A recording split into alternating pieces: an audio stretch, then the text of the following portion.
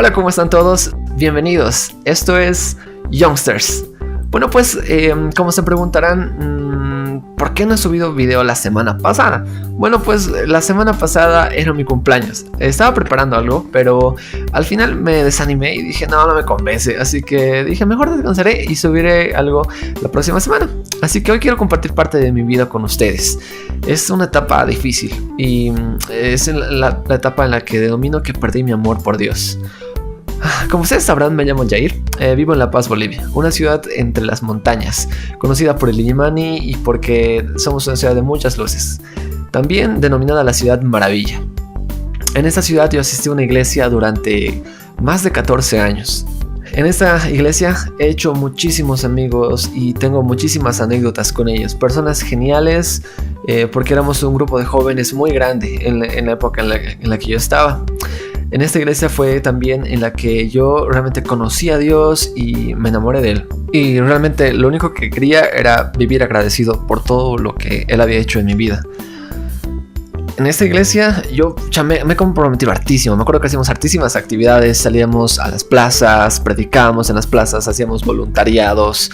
Mi iglesia estaba bajo un modelo que se llamaba el modelo de Jesús, en que dividía líderes con las ovejas. Y bueno, la mayoría siempre quería ser un líder, ¿no? Me acuerdo que también estaba en ese tiempo en un grupo de danza que se llamaba Halal. En ese grupo y en la iglesia me acuerdo que conocí a personas geniales, entre ellas 3 personas que compartían esa misma pasión y ese amor por Dios, y con ellos teníamos metas y sueños, porque queríamos lograr cosas grandes para Dios. En ese tiempo yo era líder de un grupo de jóvenes por 4 años, si no me equivoco. Sí, 4 años. 4 años en los cuales teníamos una célula muy bonita y realmente me gustaba compartir tiempo con ellos. Me acuerdo que paraba tanto en la iglesia que me hice muy amigo del portero. Era súper buena gente y muchas veces me prestaba los salones sin que nadie sepa para poder hacer reuniones con los chicos o para simplemente ensayar alguna cosa. Era tanto mi interés y mi anhelo de poder servir a Dios que soñé con ser pastor.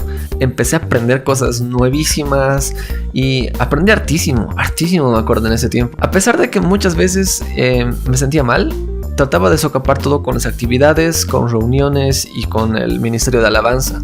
Pero todas esas cosas se volvían más que todo una carga, porque era simplemente una carga de compromiso. Pero desgraciadamente cuando ya eres líder, te engolosinas con que la gente te vea como un ejemplo, como que eres líder y eres más espiritual, y como que pones una careta de que siempre estás bien. Y desgraciadamente las prédicas de los domingos no ayudaban mucho a poder apoyarte en esa parte, porque más se centraban en tener más células y en traer más gente y ofrendar más. Me acuerdo que una vez inclusive han traído una persona que se hacía llamar apóstol, que nos pidió muchas monedas y las puso en sus manos y decía: miren, puedo hacer que las monedas brillen en mis manos porque yo tengo la unción de Dios. Pasado eso, comenzó un tiempo bien raro en la iglesia, donde hubieron juicios y problemas por hipotecas y no sé qué cosas más, porque realmente no entendíamos. Entonces la iglesia se dividió en 2 bandos. Un bando que era de las personas que existían mucho más antes que nosotros, que decían que no, que tienen que explicar por qué está sucediendo todo eso. Y otro bando que decía que no pueden ser tanto problema, que eso es la iglesia y etcétera, etcétera, que apoyaban al pastor. Y bueno, había personas como yo que estaban al medio que no sabían qué estaba pasando. Después de eso vino algo aún peor, porque por tanto problema que había y no sé qué más, nuestros líderes de jóvenes, nuestros pastores, se fueron de la iglesia. Y eso fue lo peor que pudo haber pasado, porque después llegó un nuevo encargado, que era una persona súper irritable y de un carácter bien agresivo, que nos trataba mal. Tenía discusiones bien feas con algunos jóvenes y también conmigo, y inclusive llegó a hacer llorar a mi novia, me acuerdo, por la manera en que la había tratado. Pero bueno, pese a todo eso, yo seguí tratando de aprender más de la Biblia y despertaban muchísimas preguntas en mi cabeza. Entonces entendí que el modelo en el que estaba mi iglesia en ese entonces era como un castillo de arena súper pequeño, y todo lo que enseñaba la Biblia era como un castillo enorme. Entonces había muchas cosas que no estábamos haciendo. Entonces junté todas mis dudas, mis preocupaciones y mis sugerencias y decidí hablar con el pastor en el que sí confiaba, y obviamente también tenía que estar el encargado de los jóvenes para ver qué cosa decía o qué no decía. Al final de esta reunión me llevó una gran sorpresa porque su respuesta de ellos fue reírse. Se rieron de todo lo que tenía que decir y no me tomaron para nada en serio. Inclusive pensaron que lo que yo quería era dividir a la iglesia más y enseñarles cosas a los jóvenes que no estaban bien, pero yo lo único que quería era que la iglesia mejorara. Después de esa reunión, el encargado de los jóvenes se dio la tarea de llamar uno por uno a los miembros de la célula que lideraba para decirles que yo ya no estaba apto para ser líder y que ya no podía liderar. Eso fue lo peor. Me acuerdo que lloré muchísimo y le decía: Señor, ¿por qué estás permitiendo que pasen esas cosas? Entonces llegué a la decisión que no quería llegar, en la cual tenía que dejar mi casa, que había sido mi casa por 14 años, y tenía que decirle adiós, porque ya no era lo mismo, simplemente ya no era así. Me encontré como que en un momento de ¿qué va a pasar con mis sueños de ser pastor, mi servicio, todo lo que quería? ¿Dónde voy a ir? O sea, y me enojé muchísimo con Dios, con mis amigos, con la iglesia, por la manera en la que me habían tratado, por cómo todo había pasado, porque no pensaba que era justo lo que estaba sucediendo conmigo. Al salir de la iglesia fue todo nuevo, porque tenía que buscar un trabajo y tenía que empezar a pensar afuera de lo que había planeado con mi vida. Entonces pasaron 2 años así. Trabajé durante 2 años en los cuales mi relación con Dios se había debilitado. Ese amor, ese fuego que muchas veces decimos, un fuego así por Dios, se había apagado porque realmente ya era muy rara las veces en las que yo pensaba en Dios y en esas cosas. Me había durado tanto tiempo ese enojo que me ha llevado a caer en una depresión.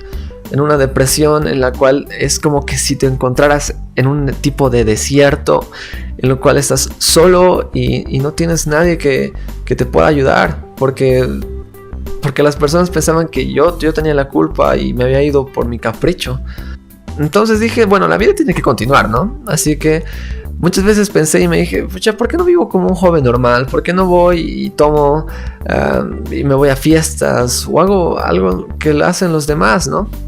Leí mi Biblia después de mucho tiempo y vi la historia del rey David, cuando mata y adultera, y viene un profeta y le dice: ¿sabes qué, rey? Tú que te crees perfecto y que todo está bien, bueno, pues tú has pecado contra Dios y lo que tú has hecho merece un castigo. El rey abre los ojos y se da cuenta de todo lo malo que había hecho, entonces dice: pucha, no, y dice una de las oraciones más sinceras y lindas que tiene la Biblia. Dice: perdón, Señor, porque he pecado contra ti, y te ruego, te imploro que devuelvas ese gozo de tu salvación a mi corazón. Entonces pensé en todas las metas, sueños y los deseos que tenía de servir a Dios, y le dije: Señor, por favor, devuélveme el gozo de tu salvación porque te necesito. Y les digo esto porque saben que el pecado, la culpa, la vergüenza, las personas que te han lastimado, tu familia misma o la hipocresía de la iglesia y de la gente pueden hacer que nos enojemos mucho y nos enojemos con Dios y nos distanciemos de Él y que nuestro amor se apague. Pero tienes que recordar esto, que Dios nos ha amado tanto que ha mandado a Jesucristo a morir por nosotros para que Dios pueda entablar una relación real.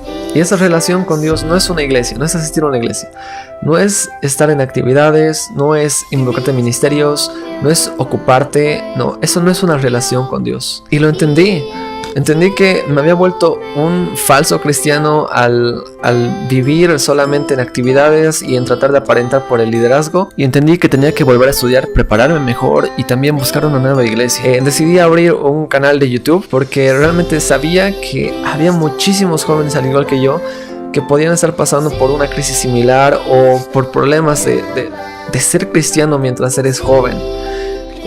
Así que lo hice por eso. La vida cristiana no es fácil y vas a tener momentos súper buenos y momentos malísimos. No te puedo asegurar cuánto tiempo va a durar cada uno, pero sí te puedo asegurar que Dios va a estar contigo en lo que sea que estés haciendo y donde quiera que vayas Dios va a estar ahí.